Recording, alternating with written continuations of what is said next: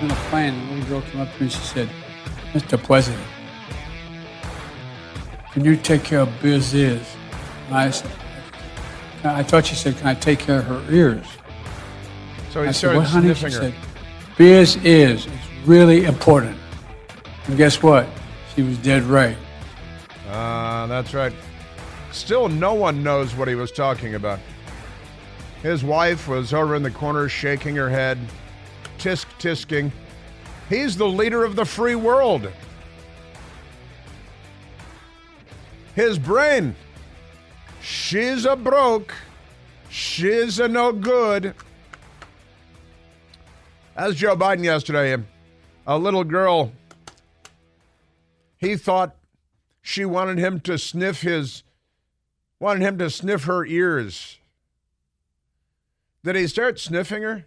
Because we don't have any video of that, do we? He does baby talk, which I think is just around the corner.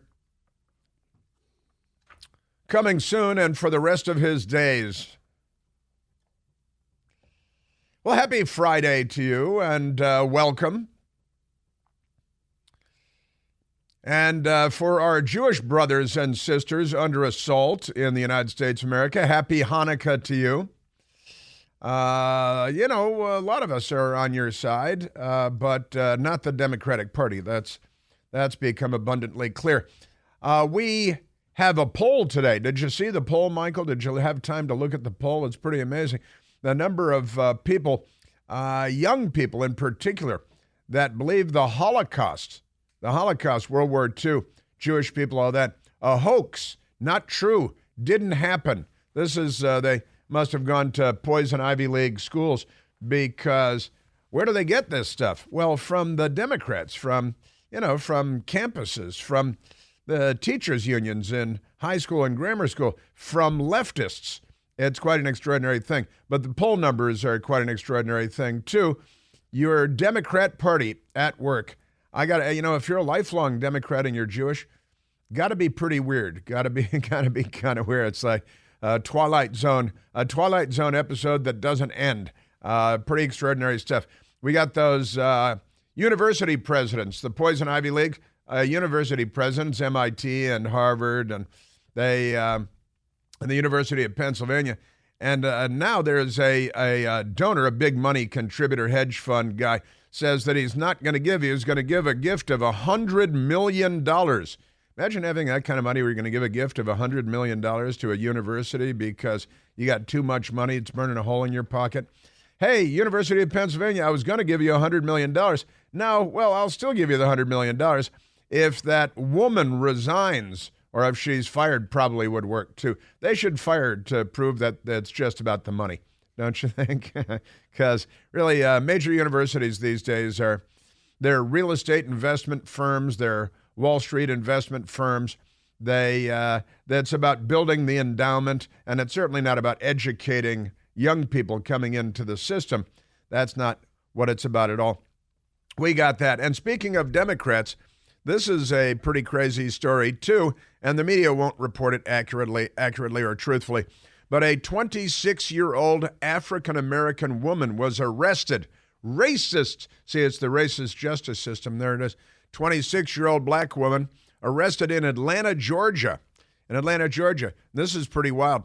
Last night because she was trying to burn down the birthplace of Martin Luther King Jr., the Reverend Dr. Martin Luther King Jr., and his home, the home he was born in. Looks like kind of a nice, neat little house. And here's this woman with what did it look like, Michael? A 5-gallon can of gasoline, the big plastic ones they make now. And she's just dousing the place, walking casually back and forth, pouring gasoline all over the old wooden home, a clapboard home, Martin Luther King's birthplace. And she's drenching the place in gasoline, the front porch and the front of the house, around the windows and stuff. And she's obviously about to ignite the house. Fortunately, two tourists, they were men, two tourists from Utah spotted the woman. And what did they do? Well, naturally, they started making a video with their phone. That way everybody can share in it. So these two people from Utah who are probably not Democrats, and they're there in Atlanta, and they're there to visit the Martin Luther King birthplace, the home, and they see this woman who's African American, and I think that means there's like a 96% chance she's a Democrat, right? Doesn't that? And then that's true that African American women voting for Democrats because whatever, more crime or something. We got more crime story because of the Democrats too. But the 26-year-old woman was arrested because a couple of tourists from Utah spotted her and started making video. And they called the police because, you know, that's what you do. They didn't go beat her up or anything. But as they called the police, a couple of other tourists showed up. And these other tourists are two police officers from New York who are members of the NYPD.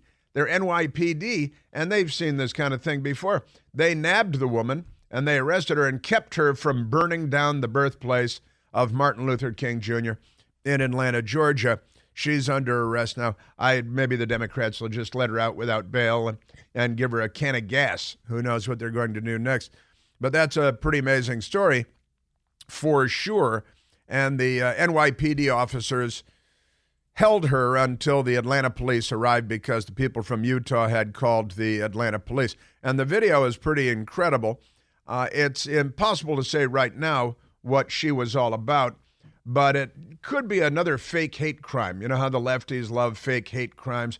They love to be victims, and they love to pretend that, you know, Whitey is terrible and everybody's racist, and really it's just them. It's another projection thing. It's like Victoria Nuland. It's the Russian playbook. They accuse you of doing whatever they're actually doing. Or they're planning on doing. It's pretty remarkable stuff. So that's an amazing story, and I'll try to keep you updated on that. It also reminded me when I saw this, I'm thinking, hey, wait a minute, woman, gas can, fire, Atlanta. You may remember, I think it was a week ago today, and you may not remember because it's not being widely reported by our phony, corrupt news media, which is filthy and corrupt. Tui! I spit in their general direction. And this woman went to there's an Israeli consulate in Atlanta, Georgia, you know, a regional consulate in Atlanta for the government of Israel. And this woman, and we didn't even know it was a woman for like 3 days because of the terrible, horrible news reporting from our corrupt news media. But a woman went and drenched herself in gasoline, or they said some flammable liquid. Usually that's what it is. And then ignited herself and self-immolated like a Buddhist monk, and right at the Israeli embassy. And the woman burned herself up real good, but she lived, which is pretty crazy. Went to the hospital, third-degree burns all over her body. And it took us days before we found out it was a woman, like the FBI agent that was carjacked in D.C. It took us days and days and days, maybe a week before we found out that it was a woman that was carjacked, woman FBI agent that was carjacked. But we found out it was a woman that self-immolated outside the Israeli consulate, thinking about the Democrats again, the Israeli consulate in Atlanta. And we still haven't had the woman identified. We still don't have they haven't identified, they haven't named the woman that self-immolated a week ago outside the Israeli consulate in Atlanta, Georgia. Why? Why? Is it because releasing her name might, fan the flames, if you will, of Islamophobia, which is an irrational fear of Islam, something like that? That's pretty amazing stuff, but they haven't released the name. This case in Atlanta, at least we have information on it, which means that, well, why haven't they released information on the other one? Means it's even more curious that they haven't released information on the self-immolation, probably fear of Islamophobia, because you know how those things go. Also, speaking of Islamophobia, the Biden administration announced many months ago that they're going to they want to ban everything that they don't want to be mandatory. That's your Democrat Party. They love anything that's mandatory. And if it's not mandatory, mandated by them, then they might want to ban it. But they announced maybe about a year ago, maybe less than that, that the Biden White House did, that they were going to ban nationwide the sale of menthol cigarettes. Menthol cigarettes. Now, as I understand it, more than 70% of menthol cigarettes are sold to African Americans. And Joe Biden said, well, it's a public health issue, and we have to ban menthol cigarettes because it's a national health crisis, and we got to stop it. And they're the party of slavery and the Confederacy and Jim Crow, always looking out for the black man. And so they announced they're going to ban menthol cigarettes.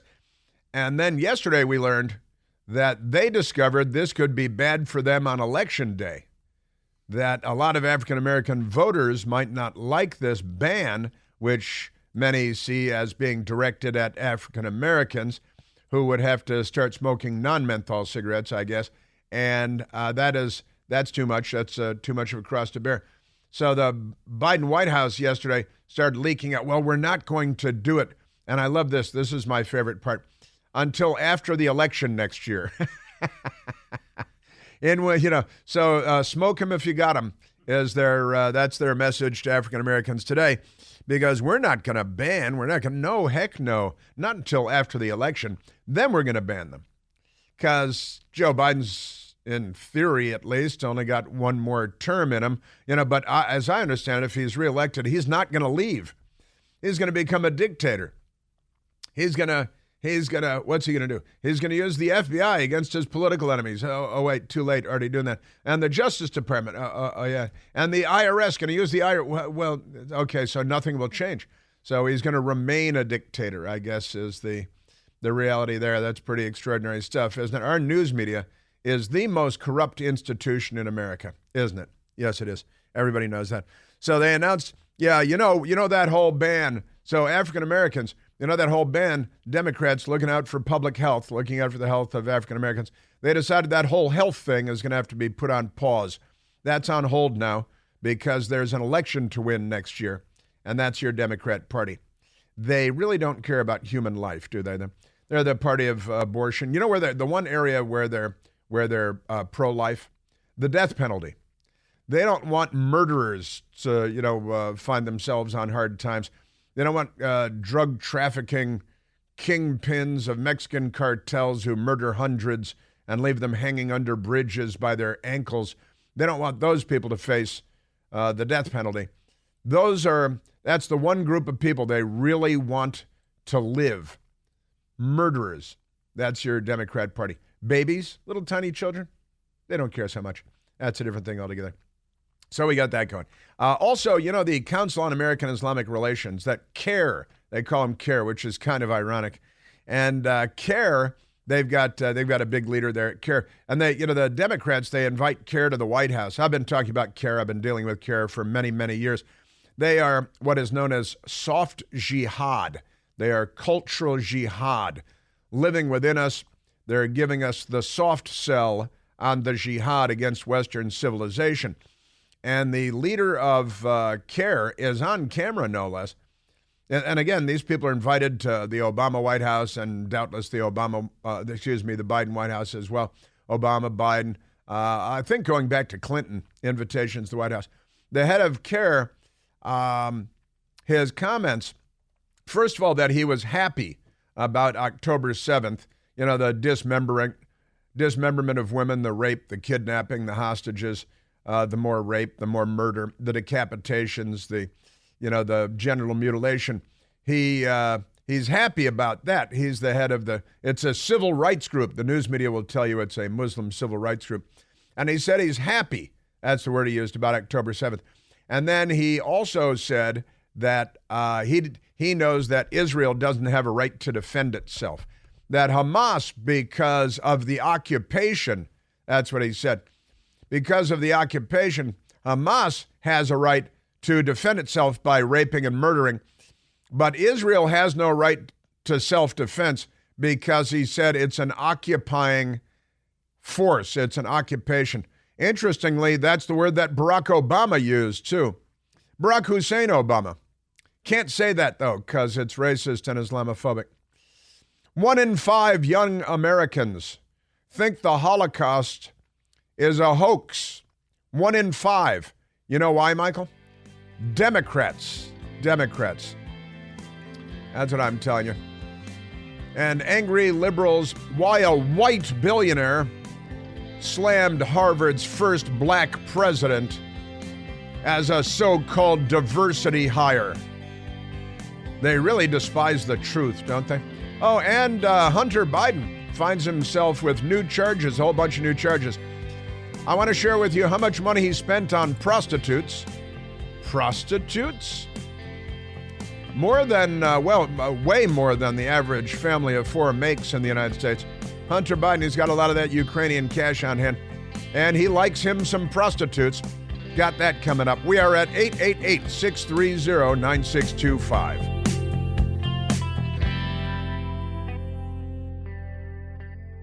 Hey, it's Chris Plant, excited to tell you about our July 2024 Listener Sea Cruise. We'll be sailing around the British Isles, visiting Scotland and Ireland. Please join us. Visit ChrisPlantCruise.com.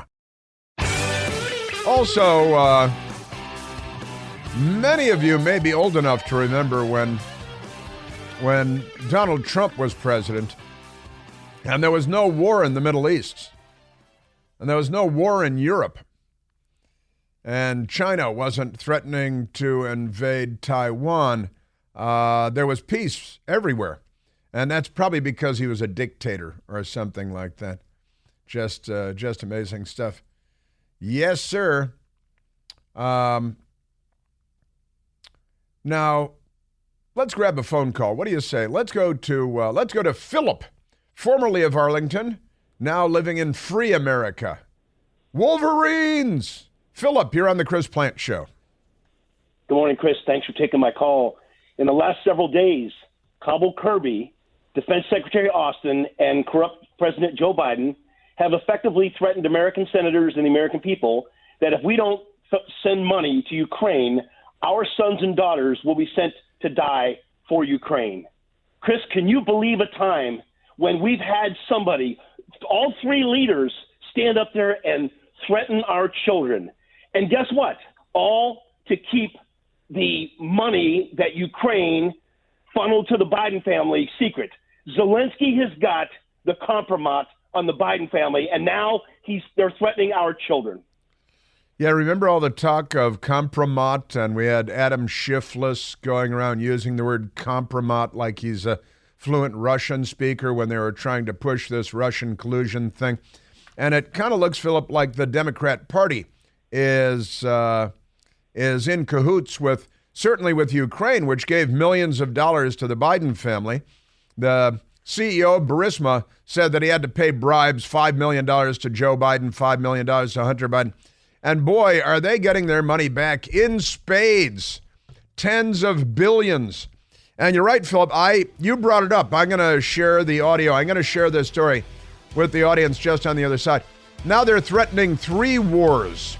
This is Biden, the foreign policy expert.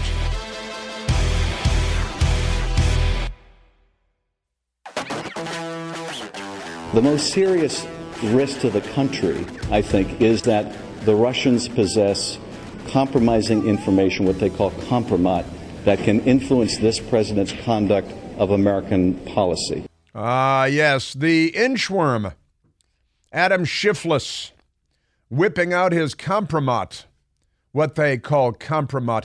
He's such an intelligent man, such a serious man. He's a psychopath. He's the biggest liar in Washington, D.C., which is like being the fastest car at the Indianapolis 500. That man is a psycho, and he's leaving the House, He's leaving Congress. He's going to go do something sleazier because that's the kind of guy that he is. Now, our caller, Philip, just brought up a story, and it's all over the news today, that Tucker Carlson said that our defense secretary, Lloyd Austin, a retired general, because the left is very militaristic. In fact, the spokesman at the Pentagon is a uniformed military officer now, too, a 1-star Air Force. And it's always been a civilian before, but under Biden, it's a military man. And the Secretary of Defense, Lloyd Austin, had just retired as a 4-star Army general. So the civilian positions, these are civilian positions traditionally and historically. But under Biden, they're military positions. It doesn't make a lot of difference. Lloyd Austin took off his uniform, went back to work in the Pentagon. But the story that is out there, Tucker Carlson's being attacked, of course, because he's a villain, according to the left. But Tucker Carlson, Biden administration is openly threatening Americans over Ukraine in a classified briefing in the House of Representatives yesterday. Defense Secretary Lloyd Austin informed members that if they don't appropriate more money for Zelensky and Ukraine, who paid millions of dollars to the Biden family, quote, we'll send your uncles, cousins, and sons to fight Russia. So that's the thing, got a Tucker Carlson in an X post, pay the oligarchs or we'll kill your kids. And a portion of this is in a quote, in quotation marks, on Tucker Carlson's X post, we'll send your uncles, cousins, and sons to fight Russia. Now, he says that Lloyd Austin was up on Capitol Hill in a classified briefing, and it's about funding, right? Got to fuel the military-industrial complex and the wars. So, also, Joe Biden may be looking at a third war in South America, looking at another war in South America, because the commie, Nicolas Maduro, in Venezuela, may be attacking Guyana, where we keep Jonestown. Remember Jonestown? That was another victory for socialism, the mass suicide of more than 900 people there. But that's what Tucker Carlson posted, and that's got the media in a tizzy because they're so corrupt. It's just amazing. And the threat is pass more aid.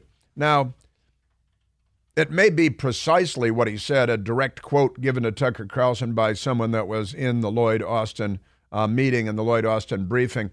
But this would come as no surprise because Michael Piercy and I, we pulled audio. That's Radio Talk. We pulled audio from day before yesterday when Joe Biden was talking about this. And there are two sound bites that I want to play you. I want to play for you that may back what Tucker Carlson is saying, what he's saying that our Defense Secretary Lloyd Austin said on Capitol Hill. So let's go to Joe Biden from the day before yesterday. Adam Schiff, it's the compromat, What a clown car this whole city is, honestly. But Philip brought it up, and we're responsive. This is interactive media.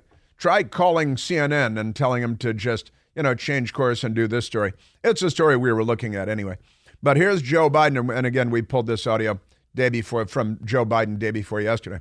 And here's what he was on camera at the White House talking out there, in front of Dog and everyone. Dog is his co-pilot. And this is what Joe Biden said. Well, we've committed as a NATO member that we defend every inch of NATO territory. Then we'll have something that we don't seek and that we don't have today. American troops fighting Russian troops. American troops fighting Russian troops if he moves into other parts of NATO. This is if he moves into other parts of NATO. Well, first of all, Ukraine is not a part of NATO, so it wouldn't be other parts of NATO, you illiterate dimwit, you numbskull. He's our foreign policy expert.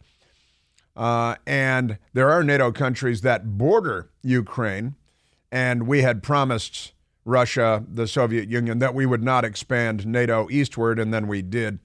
But, hey, what's a promise? What's a promise worth anyway? International politics, war and peace, Russia, nuclear weapons, all that stuff. So what Joe Biden said day before yesterday, and what he's doing is he's threatening the Republicans. See, you got to give me, what's the latest number? $60 billion, whatever, for Ukraine. And the Republicans are saying, well, wait a minute, let's tap the brakes. Where did all this money go that we've already given them? And they're like, shut up, racist. And said, well, we want to know where the money's going. We need to have somebody keeping tabs on where all the money's going because the Ukraine is a famously, notoriously, and historically corrupt country. And we keep throwing tens of billions of our dollars at them. And I know most of it's supposed to just turn around, come right back to the military-industrial complex, the big arms contractors who are making out like bandits on Ukraine because the Democrats and Putin, commie on commie. And Joe Biden says, what he's saying is, if Russia wins, if they defeat Ukraine, conquer Ukraine militarily, then where are we going to be? Because the line that we've drawn in Ukraine will be erased. and then Russia and Putin's army will be in Ukraine, and they're already up against NATO countries all over the place that they're not invading, but okay. And then you see the NATO countries will be threatened by Putin, and if he invades them, then Article 5 of the NATO Charter would kick in, and we would have to commit American troops to go fight Russia because our NATO allies with the eastern expansion of NATO will have triggered Article 5 of the NATO Charter, right? That's what he's threatening. And what he's saying is, Republicans have to give us the money. Otherwise, American troops will be sent to defend NATO countries and Americans will die, and your sons and your uncles, and I don't know why your uncles, but okay.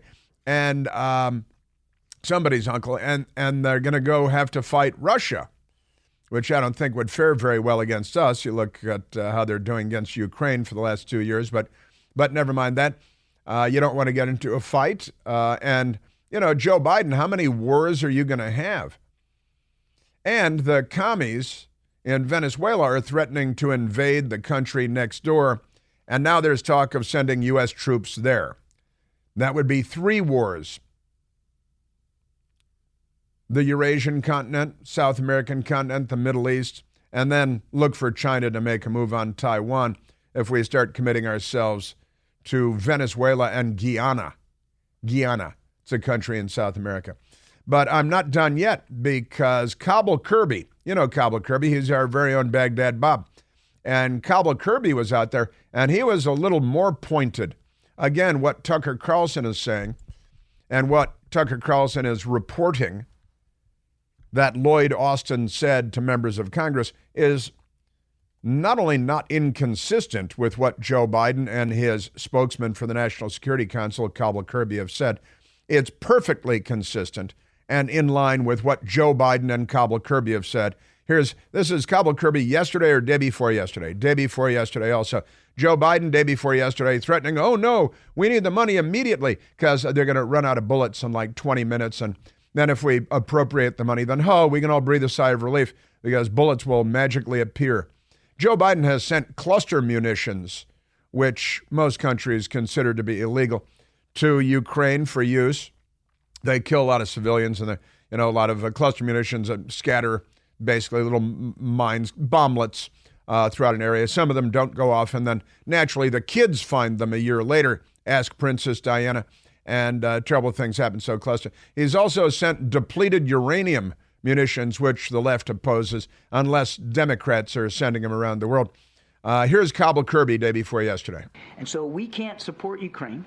Their chief advisor yesterday said they're likely to lose this war if they lose U.S. support. And Putin gets all of Ukraine, then what? Then where does he go? Because right then, he's up against the eastern flank of NATO. And if you think the cost of supporting Ukraine is high now, just imagine how much higher it's going to be, not just in national treasure, but in American blood, if he starts going after one of our NATO allies. Because as the president also said, we take our Article 5 commitments very seriously. See, there's Cobble Kirby and there's Joe Biden. So what Tucker Carlson is reporting, the Defense Secretary Lloyd Austin said on Capitol Hill, is perfectly consistent with their current talking points. Now, this is about terrorism. The Democrats are the terrorists here, and they're threatening massive land war in Europe with American troops when NATO is attacked, which presumably Putin is going to do after he defeats Ukraine. It's been 2 years now. And no Democrats are calling for a ceasefire. Have you noticed this? Why is that? Tens and tens of billions of dollars being poured into Ukraine. We were told, CBS News reported a couple of weeks ago, more than 70,000 Ukrainian troops have been killed in 2 years, right? We had more than 58,000, fewer than 59,000 American troops killed in the Vietnam War between 1959 and 1975. And they've had a number much greater than that killed in Ukraine in 2 years. And the American war machine is just pouring money in. It's a proxy fight, but the military-industrial complex votes for Joe Biden. I'll tell you that much. And so they want tens of billions more to pour into Ukraine because we have to stop them. And look, you can have this argument, and I spent 10 years in the Pentagon. it's a legitimate discussion to have. If Putin rolls over Ukraine and now he owns Ukraine, what does he do then? Well, does that mean he attacks NATO? I don't think so. We outgun him, we outman him, we outmoney him, we outdo him in every imaginable way. Why would he trigger all-out war with NATO attacking him by striking a NATO country? That would be a part of the discussion in the first minute or so if you're tabletopping this at the Pentagon. So wait a minute, he's got Ukraine. Why doesn't he just attack NATO now? Why didn't he attack NATO before he attacked Ukraine a couple of years ago? Why didn't Barack Obama do anything when he invaded Crimea, also part of Ukraine? So this is it. Now, according to Tucker Carlson, perfectly reasonable reporting, Lloyd Austin is making the same threat that American troops, uncles and nephews, will die fighting Russia because we didn't give money to Ukraine fast enough. And the Democrats are pounding the table and yelling, we need to give money to Ukraine fast enough. Again, according to the CEO of Burisma, he funneled $5 million to Joe Biden, $5 million to Hunter Biden. That's separate and aside from the $1 million a year no-show job that Hunter Biden had with Burisma, the Ukrainian gas company. Joe Biden had the prosecutor fired there that was investigating corruption at Burisma, and Burisma gave the Biden family $10 million, but that's not even all of it because that doesn't count the $1 million a year going to Hunter Biden for the no-show job on the board of Burisma. He's never worked in the oil and gas industry. He's never worked in Ukraine, Hunter Biden, but they're sending him $1 million a year, just shy of $1 million a year, to sit on the board. And his buddy, too, Devin Archer, who has also since been convicted of other crimes for fleecing and shaking down a Native American nation, an Indian tribe, because they're all crooks. It's an organized crime family. And, here are the receipts, because the Republicans in the House of Representatives have been supplying them. So Kabul Kirby, and again, now Tucker Carlson's being attacked. Oh, this outrageous reporting. Well, and this goes to something else I say all the time because it's true. They don't follow the news. The news media people, ask them what was in the news yesterday, and chances are good that they won't know. Oh, Tucker Carlson saying this outrageous thing about Lloyd Austin. That's not true. Really? Joe Biden said that in as much as the same thing day before yesterday, and then his spokesmodel, Kabul Kirby, the disgraced former admiral, he said the same thing day before yesterday, and they're threatening us with a massive NATO on Russia war in Europe if we don't give the money up now. And the Republicans are saying, wait. If we're going to be giving tens of billions of dollars again, maybe we should have somebody keeping tabs on where our money's going. And the Democrats just scream at you, racist, because they don't want anybody keeping tabs on where the money's going. Now, with that said, I haven't gotten into the now talking war in South America because, Putin's a commie, Biden's a commie. They're all commies. Commies everywhere, Democrat Party. But now, what about this third war for Biden? U.S. vows unwavering support for Guyana? That's right, Guyana in South America. Because there's an invasion threat from Nicolas Maduro, a Putin ally in Venezuela, commies. Brazil is moving troops. Guyana is moving troops. And Joe Biden is promising unwavering support. This guy's really good news for the military-industrial complex, but not so much for the world. So the Democrats, meaning Biden and this gang of corrupt idiots, they've got this gigantic, ridiculous bill, $106 billion, which includes $61 billion more for Ukraine. which means that when that passes, and it will, we will have given Ukraine more money in 2 years for war than the United States has given Israel in 75 years. And Israel should give the Biden family $10 million and see if that helps. I think it probably will. We are overfunding this, and to say the least, and we're not following the money. Let's grab a phone call, Michael. Let's go to Meredith, calling from Furman, Alabama, listening by way of the miracle of iHeart on Al Gore's amazing internet. Meredith, you're on the Chris Plante Show. Hey, Chris, the reason we have to send money to Ukraine is because they have a dossier on Shlomo Joe and Hunter the size of the New York City Yellow Pages. No kidding. Well, I got to tell you, I really... we either cough it up or it's done. It is ironic that we have a news media in the United States, Meredith, that pays no attention to any of this and shouts down anyone that brings it up. It's quite extraordinary. But we know that the CEO of Burisma said he called it a bribe, $5 million to Joe Biden, $5 million to Hunter Biden, plus $1 million a year to Hunter Biden for a no-show job as a board member on the Burisma Gas Company, a business he's never worked in, a country he's never been to, a language he doesn't speak. And the New York Times and CNN see nothing unusual about this. Think it's perfectly ordinary. And then, of course, there's Hunter. Talk about dossiers and peeing prostitutes. That's where you're going to find all that in the dossier. Well, I'm shocked to find that there's gambling in Casablanca. Right. Honestly. Surely, yeah. Honestly, and they get away with it, Meredith, because of our news media, don't they? Yes, they do. Yes, they do. And one other thing, too, I'd like to mention is that I have to admire you for the squad that you do every night, thank heaven. How you tolerate Jason Nichols. God love you. Proof that anyone can become a college professor and a leftist pundit. Well, thank you for watching. Thank you for watching the Newsmax show.